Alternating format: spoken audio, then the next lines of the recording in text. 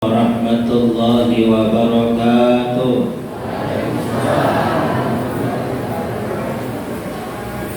Biasanya kalau seperti ini musim-musim mantu, madolong setting bulan silagi supaya banyak pahalanya. Assalamualaikum warahmatullahi wabarakatuh.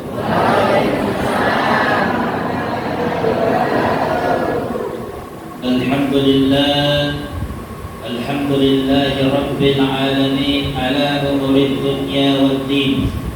Ashhadu an la ilaha illallah wahdahu la syarika lah wa ashhadu anna Muhammadan abduhu wa rasuluh. Allahumma salli ala sayyidina Muhammadin wa ala alihi wa sahbihi al-mujahidin at-tahirin. Amma ba'du. Faqala Allah Ta'ala fil kitabil karim, a'udzu billahi minasy syaithanir rajim. Bismillahirrahmanirrahim. Laqad kana lakum fi rasulillahi uswatun hasanah. Fa inna asdaqal hadits Rasulullah sallallahu alaihi wasallam, man ahya sunnati faqad ahabbani wa man ahabbani ma'i fil jannah. Sadaqallahul azim wa sadaqa rasulillahil karim. Yang saya muliakan Ketua Yayasan Darussalam, yaitu Ustadz Farid SAG MA. Kemudian yang saya hormati pula Presiden Jejaring Masjid Modern Darussalam, yaitu Ustadz Firman bersama dengan personelnya. Kemudian jamaah, ibu-ibu, orang tua santri beserta santri hadirin wal hadirat yang insyaallah dimuliakan dan dirahmati oleh Allah Subhanahu wa taala. Tiada kata yang pantas kita ucapkan selain memuji syukur ulaulikum Allah taala. Nasabah Allah Ta'ala yang telah memberikan kita begitu banyak nikmat, sehingga dengan nikmat itu kita gunakan untuk lebih dekat kepada Allah Subhanahu wa Ta'ala. Salah satu di antaranya, kita seperti ini, bermajelis. Kata Nabi bersama-sama kepada sahabatnya, Nabi berkata, "Wahai sahabatku, mau tidak kalian lihat taman-taman surga di dunia?" Seluruh sahabat mengatakan, "Mau ya Rasul, mau." Kata Nabi, "Sesungguhnya taman-taman surga di dunia ialah bermajelis." Seperti ini kita lagi bermajelis, dan ini merupakan taman-taman surga. Insya Allah kalau kita melaksanakan seperti ini, maka malaikat akan turut datang mendoakan kita, dan insya Allah ada barakah yang bisa kita dapatkan. Amin amin ya rabbal. Kemudian salawat dan salam kita haturkan kepada baginda Rasulullah sallallahu alaihi wasallam. Beliau adalah manusia pilihan Allah Subhanahu wa taala. Jikalau kita mengikuti jejaknya Rasulullah, insya Allah kita akan selamat dunia dan akhirat. Dan satu-satunya Nabi yang Allah berikan kesempatan untuk memberikan syafaat di kemudian hari ialah baginda Rasulullah sallallahu alaihi wasallam. Karena pada saat itu Pak, Ibu, jamaah, alhamdulillah. Setelah ditiup trompet sangkakala yang kedua, setelah terjadi hari kiamat, maka manusia dikumpulkan satu tempat yang bernama Padang Mahsyar. Semua manusia berkumpul, mulai dari umatnya Nabi Adam sampai dengan umat yang terakhir mendapatkan hari kiamat. Pada saat itu manusia berkumpul. Dikatakan di dalam Al-Quran, "Yawma yafirru al-mar'u min akhihi." Pada hari itu ada orang yang berlari kepada saudaranya. Wa ummi wa abi. Dia lari ke bapaknya, dia lari ke mamanya, tetapi tidak ditolong. Wa sahibatihi wa bani. Dia minta tolong kepada anaknya, tapi tidak dihiraukan. Kenapa? Bikullin ri'in minhum yawma isin sya'nu yughni. Pada hari itu semua orang sibuk mempertahankan, mempertanggungjawabkan dirinya di hadapan Allah Subhanahu wa taala. Allah akan adili kita dengan seadil-adilnya di hadapan Allah Subhanahu wa taala. Makanya dalam keadaan seperti itu ada dua yang mampu memberikan pertolongan, syafaat. Satu yaitu Al-Quran, seperti tadi dibahasakan oleh guru kita Ustaz Fahri. Nah, ini merupakan pondok Al-Quran. Ibu, kalau hari ini ada anak tanpa kapal Al-Quran, insya Allah tidak usah bata-bata, tidak usah takut, tidak usah ragu. Kenapa? Nanti anak tak akan kasih mahkota lebih terang daripada terangnya sinar matahari. Alhamdulillah. Tetapi kalau ada programnya pesantren di sini, dan topi juga masih ke,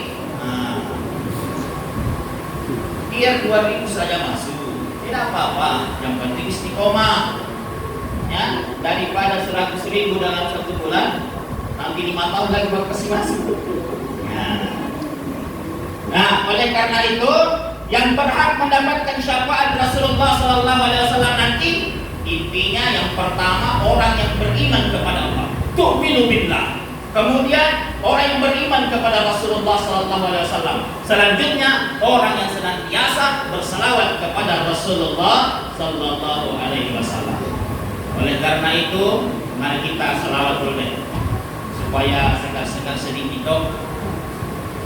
Sallallahu ala Muhammad, sallallahu alaihi wasallam, sallallahu ala Muhammad, sallallahu alaihi wasallam. Biasanya saya berceramah berselawat, orang juga ikut berselawat. Di sini lihat saja. Ayo, sama-sama, ayo, sama-sama, ayo. Cinta kepada Nabi kau? Cinta kepada Nabi? Nah, ayo, sama-sama semua. Kalau bisa gemparkan. 1, 2, 3. Sallallahu ala Muhammad, sallallahu alaihi wasallam, sallallahu ala Muhammad, sallallahu alaihi wasallam. Alhamdulillah.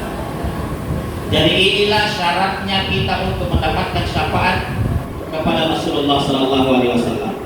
Nah, tadi malam saya sempat dibilang, Ustaz, temanya ini merupakan teladani akhlak dan perjuangan untuk membangun generasi muda yang cerdas dan berakhlak mulia. Oke, adik-adik yang main-main, kita doakan dia dapat jodoh. Yang main pokok? Ya baik. Adik-adik sekalian, yang baju, yang pakai kudung warna biru, saya tanya lagi. Siapa nama anak terakhirnya Rasulullah SAW? Ayo. Yang vokalis tadi, yang mengaji. Yang mana tadi yang mengaji tuh? Mana yang mengaji tuh, yang mengaji tadi? Ayo. Mana? Pilih lagi. Ada yang tahu? Siapa? Fatimah Zahra. Alhamdulillah. Tepuk tangan dulu. Cerdas. Ia diragukan lagi, Pak. Kemudian ibu saya tanya lagi. Ibu, siapa nama neneknya Rasulullah SAW? Ayo. Adam. Salah. Siapa? Angkat tangan ibu. Siapa bu?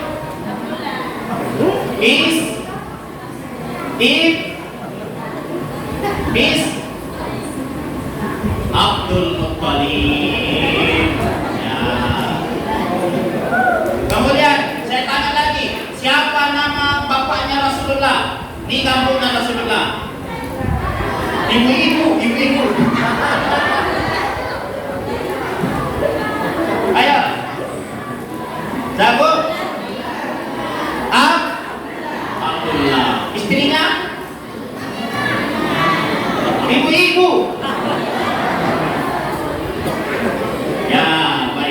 Alhamdulillah.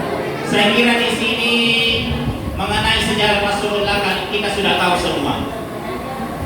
Oh Ibu, zaman sekarang ini, apalagi zaman milenial, generasi muda, harus kita bentuk generasi muda yang menjadi yang cerdas. Kenapa? Sekarang ini banyak sekali pengaruh untuk kasih beda-beda dengan anak. Utamanya apa? HP. Kadang saya lihat ada anak sekolah joget-joget depannya mobil. Saya bilang apa dia? Bilang joget-joget. Oh, padahal ada HP di depannya. Main di bawah. Nah, ini hati-hati. Ayo bentuk generasi kita, generasi yang cerdas. Saya masih ingat Bu, di kampung saya, ketika saya memicu kopi, masih kecil, kadang saya bertanya sama mamaku tentang sejarahnya Nabi. Tapi mama saya tamatan SD, itu pun tidak tamat. Bapak saya tamatan SD, itu pun juga tidak tamat. Modalnya yang penting sudah bisa membaca, sudah bisa menulis, selesai. Kadang saya tanya, Ma, Maulid Rasul, bagaimana dengan Maulid Rasul? Karena dia jelaskan begini, tapi pakai lagu. Apa lagunya? Pada zaman dahulu kala. Kenapa zaman dahulu kala, Ma? Pada masa jahiliyah. Kenapa sama jahiliyah? Lahirlah seorang Rasul. Ada yang tahu lagunya ini? Anak sekarang ada yang tahu? Kita apa yang tahu lagunya ini? Tidak tahu? Suruh pengalaman Google cepat. Lahirlah seorang Rasul yang terakhir dan mulia. Siapa namanya Nabi terakhir dan mulia? Nabi Muhammad namanya. Bapaknya siapa? Abdullah ayahnya. Siapa nama ibunya? Siti Aminah ibunya. Di mana tinggal? Di Kaboe atau di Jepue? Madinah tempat tinggalnya. Terus Kak, setelah dewasa dia diangkat menjadi Rasul. Siapa yang angkat? Pak Gubernur, Pak Camat, Pak Lurah. Oleh Allah yang kuasa. Siapa itu Allah, Mak? Pencipta alam semesta. Ini lagu-lagu dulu. Lagu kasidah zaman-zaman tahun 80-an, 90-an sampai tahun 2000. Saya masih dapat. Saya tanya, Mak, kapan tanggal lahirnya Rasulullah? Ya pakai lagi bahasa lagu. Ya pakai lagi bahasa lagu. Bagaimana lagunya?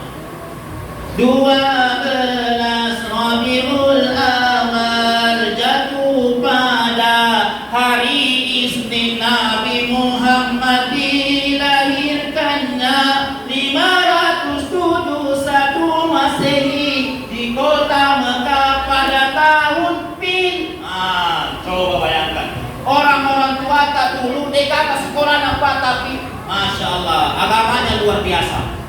Jadi ini kita melalui lagu. Kita tahu 12 Rabiul Awal tahun gajah hari Senin itu dari lagu.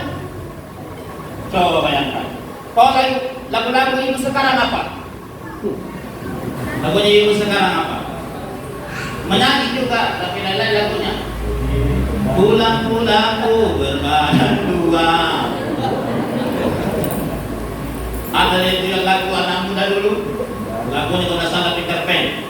Pikiranku tak dapat ku mengerti, kaki di kepala, kepala di kaki. Pantas buntu, kepala disimpan di kakinya, kaki disimpan kepalanya. Sekarang jauh ini. Masya Allah. Oleh karena itu ayo perkenalkan Natal dengan yang baik-baik. Nah hadirin Bapak Ibu, saudara-saudara sekalian yang insya Allah dimuliakan dan rahmat Allah Subhanahu Wa Taala. 12 Rabiul Awal pada hari Senin menjelang subuh lahirlah seorang manusia, di mana pada saat itu orang yang menyembah api padam apinya. Patung-patung berhala di sekitar Ka'bah pun jatuh beruntuhan.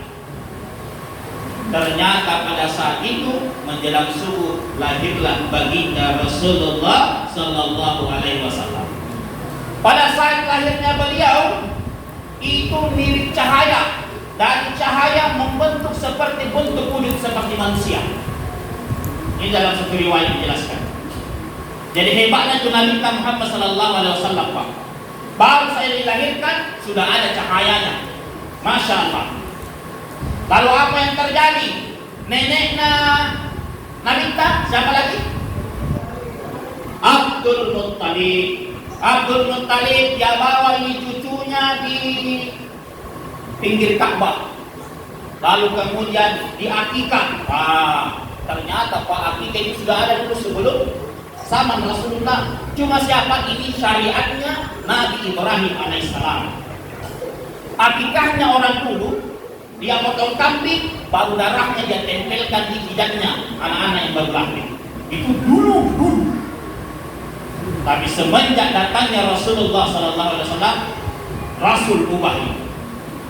Nah, dibawa di pinggir Ka'bah, lalu kemudian Abdul Muttalib memberikan nama dan tidak pernah diberikan nama-nama sebelumnya, yaitu dikasih nama Muhammad dari kata Ahmad. Apa artinya? Terpuji. Dikasih nama. Setelah dikasih nama, masa berganti, tahun berubah. Setelah itu Rasulullah Sallallahu Alaihi Wasallam berumur kurang lebih 1 tahun. Itu masih menyusui. Ada tradisi orang Arab pada saat itu, anak bayi boleh disusukan sama orang lain, perempuan yang lain. Akhirnya Rasulullah Sallallahu Alaihi Wasallam disusukan sama budaknya Abu Jahal. Siapa itu namanya? Suwaibah. Suwaibah habis air susunya, kemudian diberikan lagi kepada Halimatus Sa'diyah. Halimatus Sa'diyah ini memiliki juga anak. Tabi. Jangan tersinggung. Mak bicara susu kijolo. Tabi. Jangan tersinggung. Halimatus Sa'diyah ada anaknya. Anaknya Halimatus Sa'diyah sering menyusui di sebelah kanan. Kemudian ini Halimatus Sa'diyah latar belakangnya pedagang, tapi sering bangkrut, sering rugi. Akhirnya Rasulullah Sallallahu Alaihi Wasallam diambil sama Halimatus Sa'diyah, dikasih susu sebelah kanan, dek Nabi Tabak. Coba bayangkan, masih kecil, Nabi sudah tahu mana haknya, mana yang tidak. Nabi bilang suaminya Halimatus Sa'diyah, coba tarik, pasang tarik, cedek. Dipaksa, tidak mau.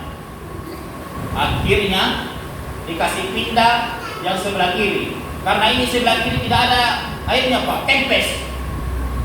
Begitu Rasulullah dikasih pindah yang sebelah kiri, baru dikasih lihat itu, langsung nanggul ke Rasulullah. Langsung yang tadinya kempes jadi besar.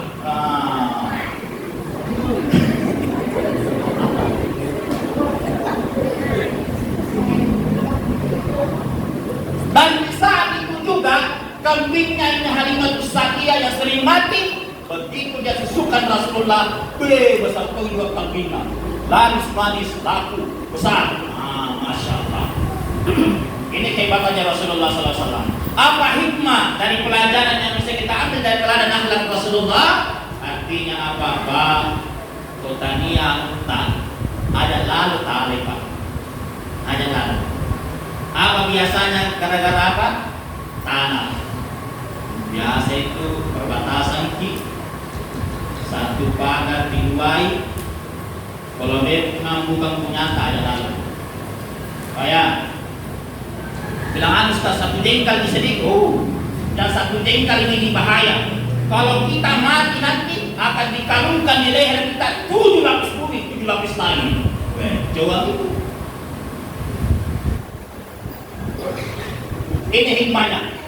Kemudian setelah disusui Halimatus Sa'diyah, kira-kira Nabi pada saat itu berumur 6 tahun sudah.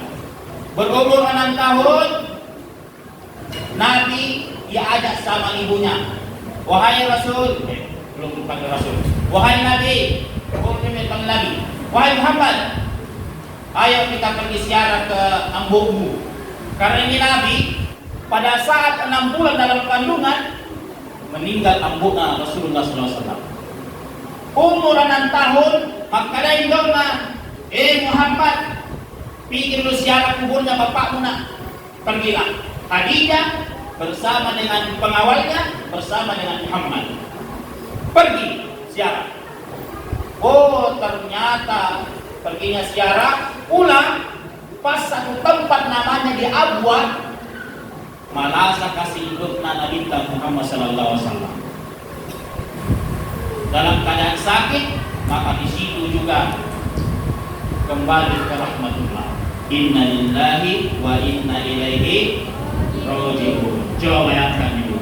Nabi dalam kandungan umur 6 bulan meninggal bapaknya.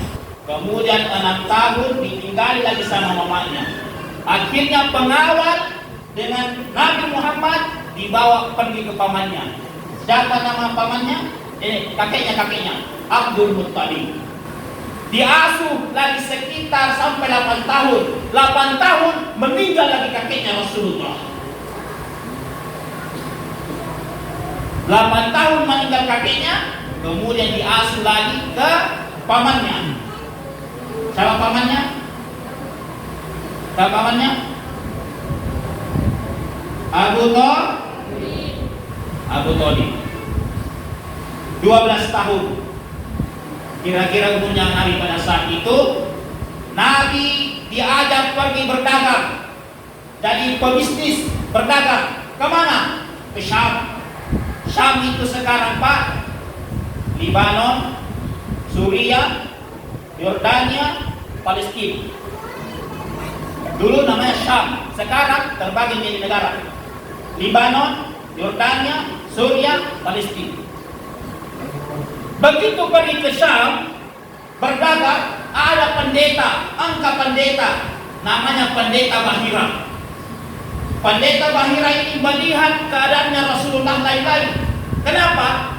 Di mana Nabi letakkan kakinya, maka di situ juga awan akan ikut. Di mana batu-batu sujud kepada Rasulullah, pohon-pohon senantiasa melindungi Rasulullah SAW. Melihat itu, pendeta Bahira dia panggil pamannya. Kira-kira kalau bahasa kita, col. Ini kamu bawa ya. Siapa kau bawa itu? Nabi bilang Abu Thalib. Oh, itu kemana kamu itu? Magai. Kemudian Pak, saya tanya kau Abu Thalib, bawa pulang itu kemana kamu? Kenapa? Karena saya melihat ada ciri-ciri tanda-tanda kenabian pada dirinya.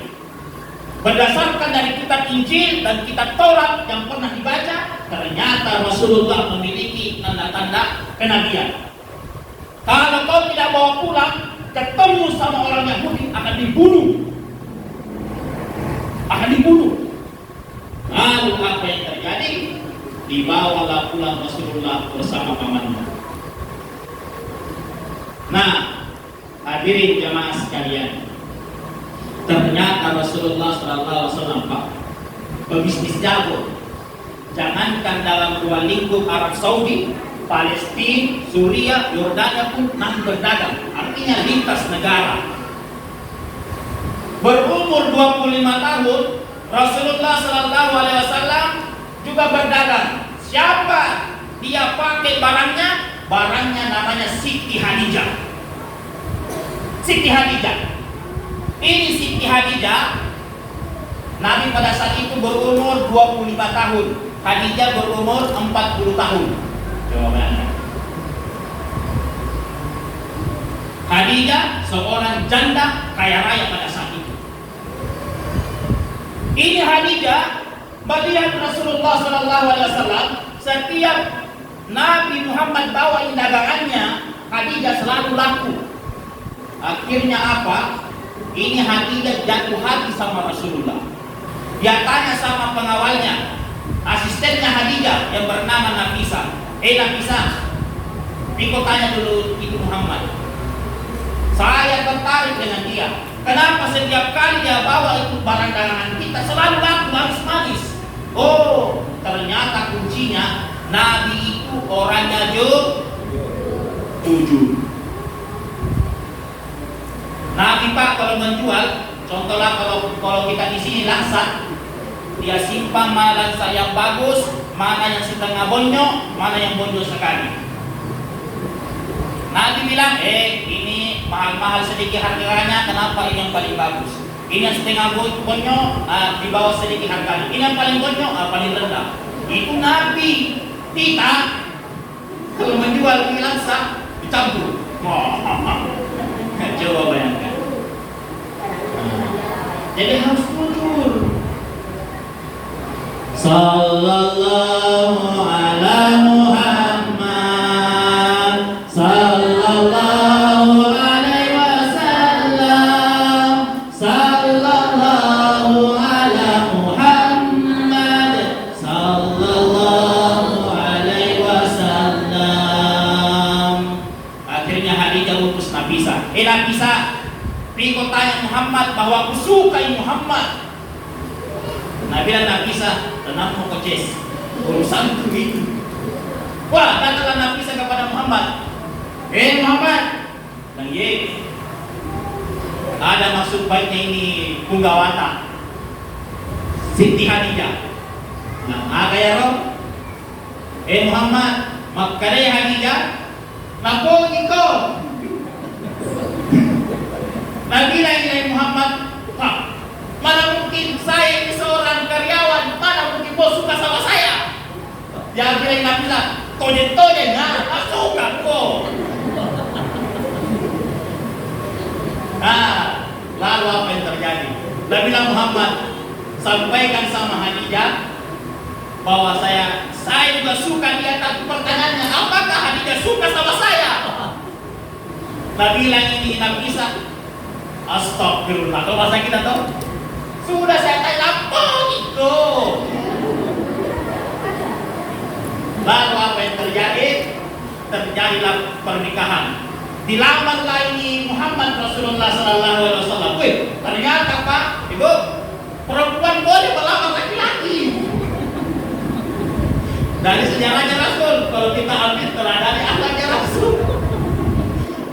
Jadi tidak mestinya perempuan dilamar, laki-laki boleh juga dilamar, ya tahu? Nah, dilamarlah Rasulullah Sallallahu Alaihi Wasallam. Berapa maharnya? 20 ekor unta. Coba bayangkan, unta kalau kita pikir sekarang mungkin satu unta kalau tidak salah 30 juta. Kali itu, kali 20 lah. Kalau bukan 200 unta ya. Sama dengan banyak. Kata Rasulullah itu luar biasa. Ya, terjadi pernikahan, maka lahirlah dari perutnya Khadijah ada berapa anaknya Nabi dan Rasul? Dari pasangan Nabi bersama Khadijah ada berapa? Ada yang tahu?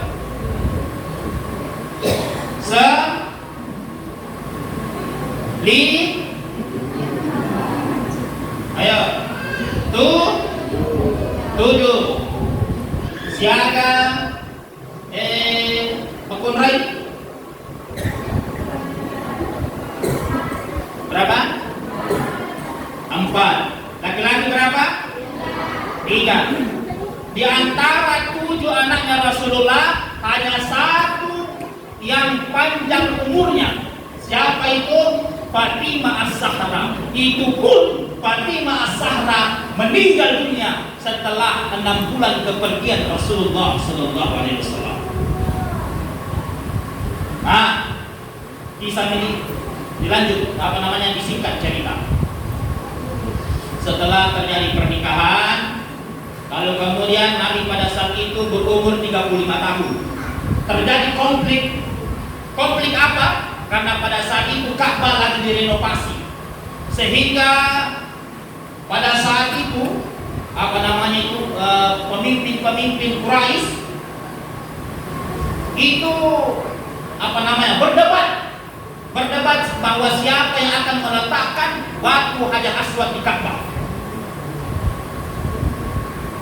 Semua berdebat.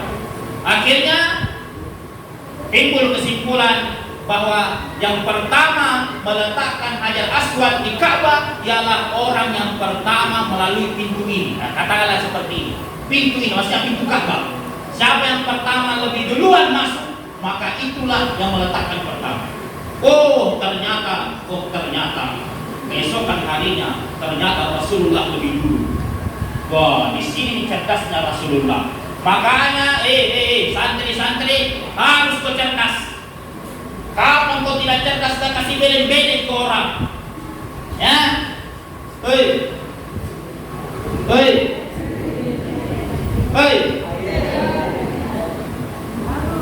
Seorang santri harus cerdas. Kapan dia tidak cerdas, dia kasih bodoh-bodoh kita. Ya. Rasulullah SAW pada saat itu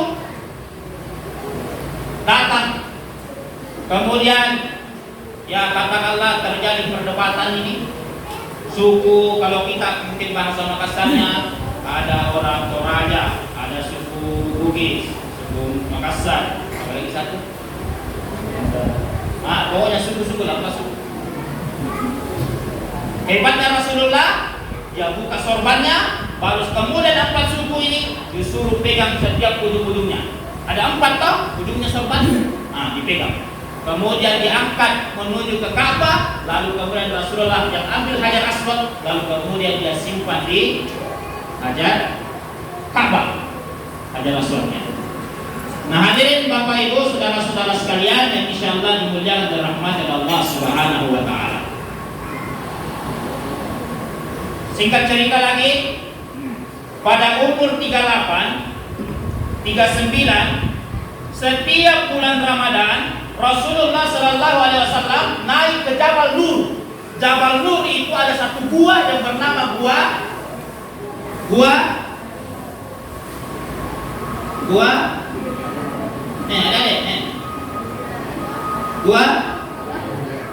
Hira.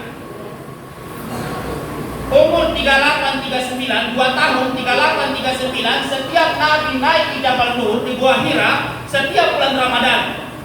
Tapi Nabi naik itu pada malam hari. Ustaz, kenapa tidak siang hari? Karena pada siang hari panas dari matahari.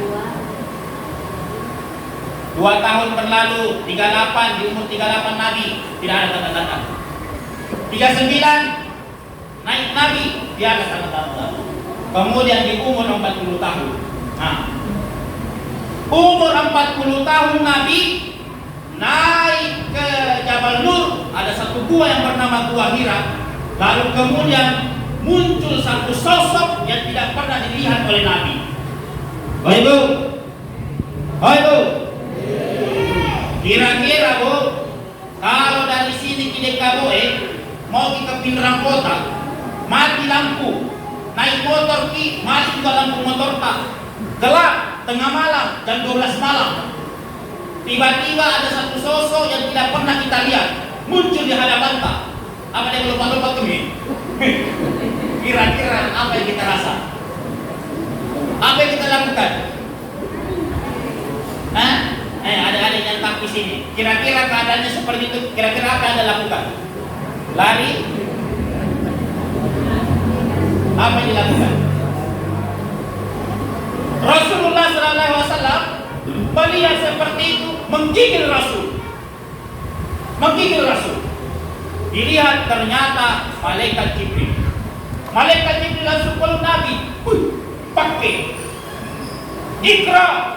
Apa kata Nabi? La ana biqari. Tidak bisa kamu baca. Ditanya lagi. Ikra.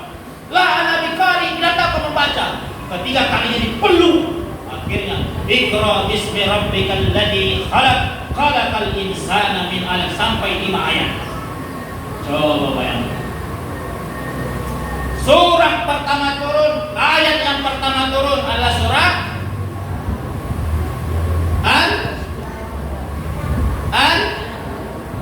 Al-Fatihah atau Al-Alaq. Tapi kenapa kalau di Mushaf Al-Fatihah dulu? Ayo. Surah Al-Alaq. Perintah pertama yaitu Iqra, membaca. Bukan perintah sholat, bukan perintah zakat, bukan perintah haji, tapi perintah membaca. Kenapa dengan membaca? Oh, ternyata dengan membaca kita mampu menemukan ilmu pengetahuan. Membaca tidak harusnya apa yang kita lihat di buku, tetapi membaca kita bisa melihat, membaca tanda-tanda kebesaran Allah Subhanahu wa Ta'ala. Akhirnya Nabi pulang ke istrinya, ke Siti Khadijah dalam keadaan menggigil. Apa kata Nabi Muhammad? Wahai istriku Ummul Mukminin. Siapa itu Ummul Mukminin? Adalah panggilan kesayangannya Khadijah. Bapak-bapak, kalau mau mencontohi Rasul itu tidak pernah dia sebut nama istrinya. Misalkan Bance, si Bance, tidak pernah. Tetapi Rasulullah panggil dengan panggilan kasih sayang. Kalau Khadijah dipanggil ya Ummul Mukminin. Kalau Aisyah ya Humairah. Kenapa dipanggil ya Humairah? Ternyata pipinya Khadijah merah delima. Makanya Pak, kalau mau mencontohi Nabi, akhlaknya Nabi, panggil juga istri kita dengan panggilan kasih sayang. Contoh, dorong apa namanya ini Pak? Apa namanya ini? Dorongnya? Pokoknya kaboe ya, pokoknya kaboe. Kita panggil istri kita, wahai istri yang termancung hidungnya di dalam kaboe. Iya, silakan. Ustaz, tidak mancung hidungnya, justru giginya yang mancung. Ya panggil yang apalah, jangan jujur sekali. Mantan-mantan istri kita bolong, kita panggil, oh. Nah, bilang istrinya apa bolong-bolong, tidak jadi. Oh ya. Nah, Rasulullah, wahai Ummul Mukminin, sambiluni. Wahai Ummul Mukminin, selimuti saya. Ketinggalan Nabi. Karena Khadijah adalah istri yang sami'na wa ata'na, akhirnya Khadijah selimuti Rasul. Oh ibu, kira-kira kalau suami kita 3 hari 3 malam tidak pernah datang di rumah, kita SMS tidak dibalas, di WA nariki saja, di telepon ditolak. Kira-kira tiba-tiba datang suami kita, selimuti saya. Kira-kira kita selimuti suami kita? Halo? Oh, pasti diinterogasi dulu. Dari mana kok? 3 hari 3 malam saya telepon kau tidak dibalas, di WA, di read saja, di SMS tidak dibalas. Dari mana kok? Nah, itu ibu-ibu sekarang. Tapi Khadijah sami'na wa ata'na. Dia ambilkan selimut suaminya. Setelah dia ambilkan selimut suaminya, lalu apa yang terjadi?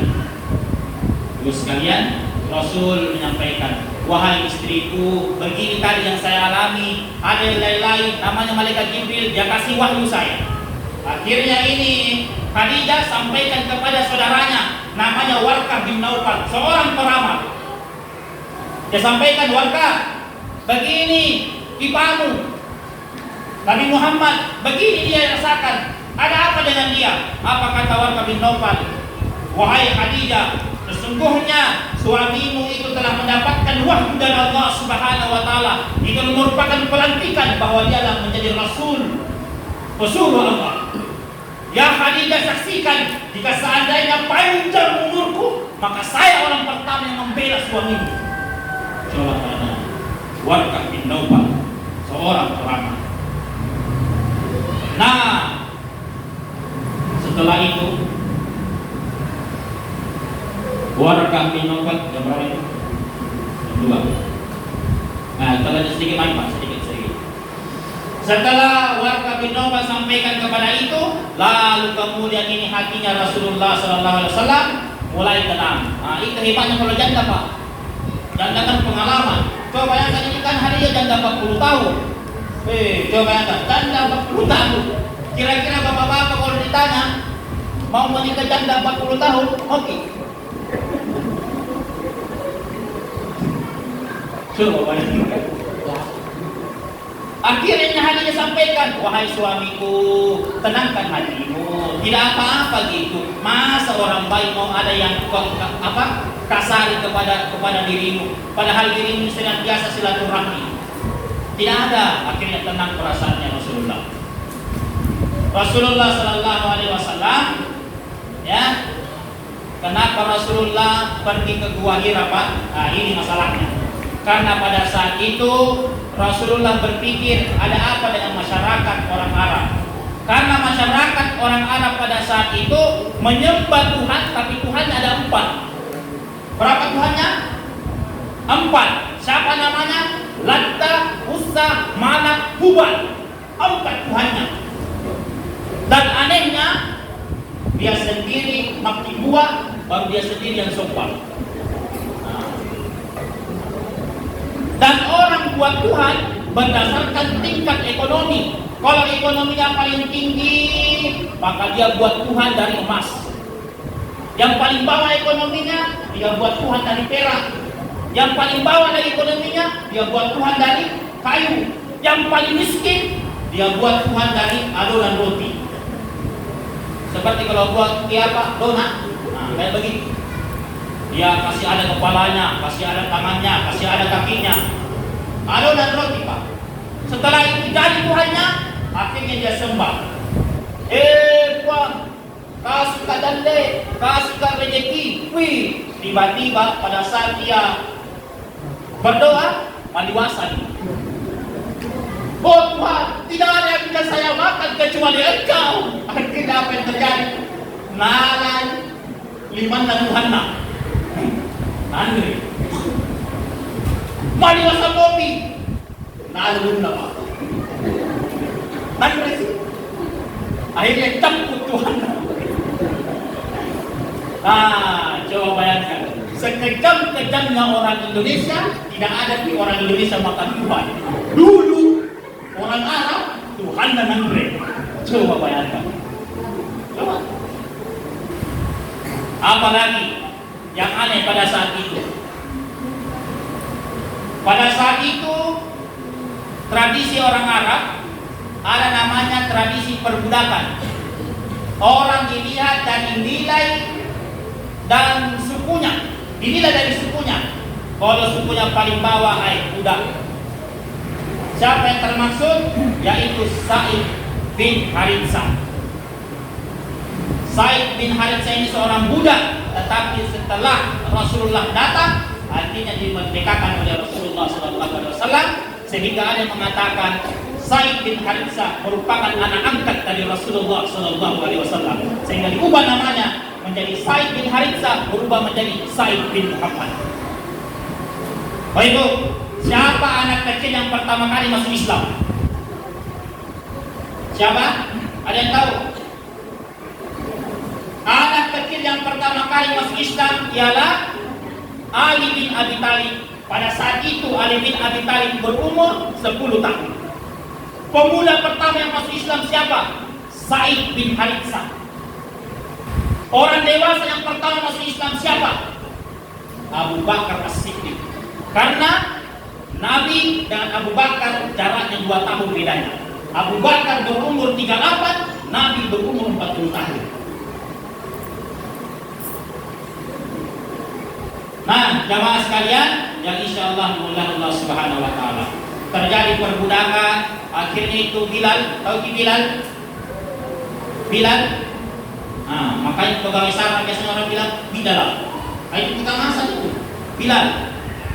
Bilal bin Rabah, mulai dia ke dalam masuk Islam, disiksa oleh Abu Jahal sama Abu Lahab dan Abu Gosong yang lain. Disiksa. Akhirnya apa yang terjadi pada Bilal? Ditindis dadanya batu besar. Bagaimana Bilal? Kau mau beriman kepada nenek moyangmu atau mau beriman kepada agama yang dibawa oleh Muhammad? Apa kata Bilal? Ahad, ahad, ahad. Satu, ahad. Tetap Allah Subhanahu wa Ta'ala. Ada kisah yang menceritakan bahwa hadis yang menceritakan pada saat Bilal ditindis oleh batu, di situ di saat-saat paling terindah yang dirasakan oleh Bilal. Bilal bin Rabah. Akhirnya juga Bilal masuk Islam dan menjadi tukang masannya Rasulullah SAW, dan Bilal pun juga terdengar sandalnya di surga. Hadirin Bapak Ibu jamaah sekalian, insyaallah mulia Allah Subhanahu wa taala. Akhlak lagi yang perlu kita contoh dari Rasulullah sallallahu alaihi wasallam. Ada 4 sifat yang wajib dimiliki oleh Nabi dan Rasul. Yang pertama yaitu apa? Siddiq, harus dipercaya. Kemudian patona, kemudian tabligh, kemudian cerdas. Ini tadi saya bilang cerdas. Rasulullah sallallahu alaihi wasallam mendapatkan wahyu pertama itu surah Al-Alaq, artinya membaca. Ya Nabi ini dia suruh kita membaca supaya apa? Banyak-banyak ilmu tak. Karena sekarang ini, Ibu, dengan pengaruh luar biasa dari luar, ayo kita didik anak tak. Salah satu caranya kita didik anak tak, masukkan anak tak di pondok tahfiz. Kalau ada masalah tak mengenai anak tak, kasih masuk. Biasa ada yang berkata seperti ini, Ustaz, kenapa itu anak pesantren susah sekali diatur? Saya bilang bukan masalah anaknya, karena memang itu orang tuanya kasih masuk anak di pesantren memang sudah nakal, tidak bisa diatur. Makanya kita setengah mati kadang buru-buru pesantren, bahkan setengah mati kita, karena memang orang sudah nakal. Makanya Pak Rita, Ibu, mau anak tidak nakal? Mau? Amalkan ini zikir. Apa zikirnya? Selawat. Allahumma salli ala Muhammad wa ala ali Muhammad. Makanya Pak Rita, urut almarhum Kiai Haji Sanusi Baco, kau angka beneta matampu, usahakan bacakan selawat di perutnya. Allahumma salli ala sayyidina Muhammad wa ala ali sayyidina Muhammad. Baru kita tiup. Insyaallah barakahnya selawat jadi anak yang soleh. Ustaz, bagaimana Ustaz terlanjur anak keluar sudah besar nih? Peko caranya. Caranya kalau lagi tidur anak tak, usap-usap kepalanya. Bacakan selawat. Allahumma salli ala sayyidina Muhammad wa ala ali sayyidina Muhammad. Tiup. Insyaallah barakahnya selawat tidak nakal anak. Ada juga ibu-ibu bertanya, Ustaz, bagaimana kalau suamiku sering selingkuh?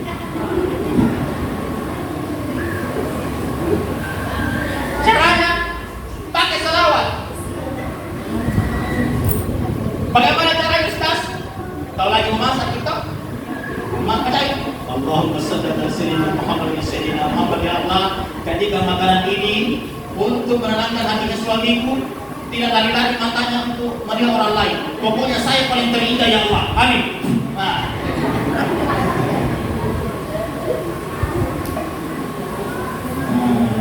Itu amalkan selawat.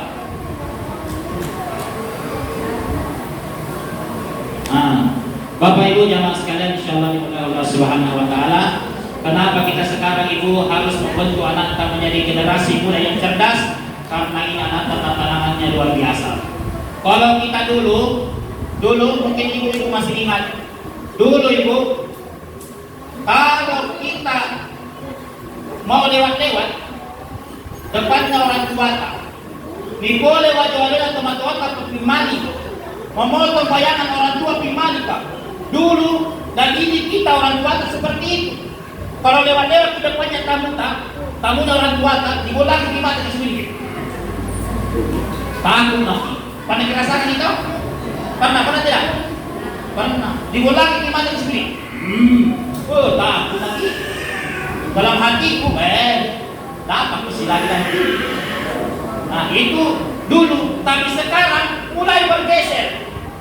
Anak-anak sekarang kalau dibolangi mata sama bapaknya itu begini. Apa nak bilang? Bapak pula mata anak. Ini anak sekarang.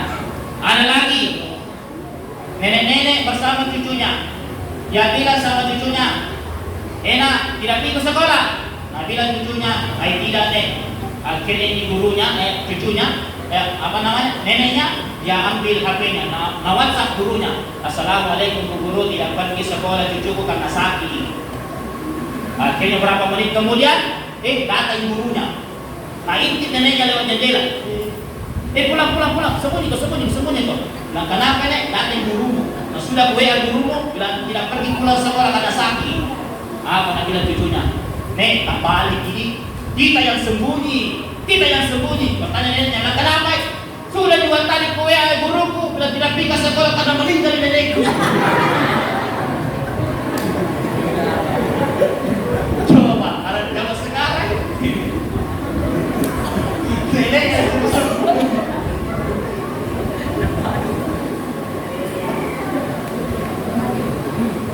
oleh karena itu jamaah sekalian, ayo kasih cerdasan anak. Bisa Bu? Insya. Nah, kemudian terakhir di hadapan saya ini ada sedekah subuh. Namanya sedekah subuh. Jangan anggap enteng ini. Ini sedekah subuh kalau tidak salah dipopulerkan oleh almarhum Syekh Ali Jaber. Ternyata jamaah sekalian, saya juga baru dapatkan itu hadisnya. Ternyata setiap subuh ada dua malaikat yang berdoa. Jadi barang siapa yang sedekah subuh, ada celengannya, dia kasih masuk 2.000 atau 3.000, bahkan sampai 100.000, insya Allah barakah buat kita. Bahkan malaikat berdoa, ya Allah, tambahkan rezekinya, mudahkan rezekinya. Bahkan Syekh Ali Jaber mengatakan, kalau hari ini ada hajat tak, senantiasa kita berdoa, belum terkabulkan, ayo niatkan sedekah, baru hafalkan dengan doa tak. Doa pakai bahasa Indonesia saja atau bahasa Bugis. Wah, kasih kurung ini uangku di sedekah subuh, insya Allah barakahnya subuh, mudah-mudahan rezekiku, hajatku semua terkabulkan. Amin. Kemudian ada suami keselancar selingkuh, sedekah subuh. Bang, saya sedekah subuh, suamiku senantiasa selingkuh, barakahnya sedekah subuh. Mudah-mudahan saya yang paling cantik hadapannya suamiku. Apalagi, ya Allah, anak saya nakal, susah diatur. Ya Allah, Engkau pemegang hatinya ya Allah. Engkau yang maha membolak-balikkan hatinya ya Allah. Oleh karena itu ya Allah, saya niat sedekah subuh ya Allah, supaya anakku tidak nakal ya. Bismillah. Insya Allah barakahnya subuh. Ya. Baik. Jadi sebagai kesimpulan dari Maulid Rasul Sallallahu Alaihi Wasallam, ternyata Rasulullah Sallallahu Alaihi Wasallam itu nasayang. Kita ini memang umat terakhir, tetapi tidak akan pernah masuk umat-umat terdahulu sebelum umatnya Rasulullah jauh lebih dulu masuk surga Allah Subhanahu wa Ta'ala. Bahkan dalam riwayat dikatakan banyak umat-umat terdahulu mengaku, saya ini umatmu ya Rasul, saya umatmu ya Rasul, tapi Nabi tidak mengakui. Kenapa? Ada tanda-tandanya umatnya Rasulullah. Apa tandanya? Wajahnya bercahaya. Kenapa bisa bercahaya? Karena senantiasa melakukan wudu. Itu tanda-tandanya. Nah, hadirin jamaah sekalian yang insya Allah dimuliakan Allah Subhanahu wa Ta'ala. Oleh karena itu, mari kita memperbanyak selawat kepada Rasulullah SAW, karena jalan selawat ini merupakan jaminan kita untuk mendapatkan syafaat kehadiran Allah Subhanahu wa Ta'ala, dan semuanya kita sama-sama masuk surga Allah Subhanahu wa Ta'ala. Amin amin ya rabbal alamin. Demikian yang saya sampaikan, lebih dan kurangnya mohon dimaafkan. Nanti dilanjutkan bila ada penyampaian dari ya baik, kita berdoa. Tundukkan kepala kita, rendahkan diri di hadapan Allah Subhanahu wa Ta'ala. Tunduklah dan setunduk-tunduknya kepada Allah Subhanahu wa Ta'ala. Kita ini makhluk, banyak dosa, banyak kesalahan. Mohon ampun kepada Allah Subhanahu wa Ta'ala. Kita awali dengan istighfar dalam hati. Astagfirullahaladzim, astagfirullahaladzim, astagfirullahaladzim.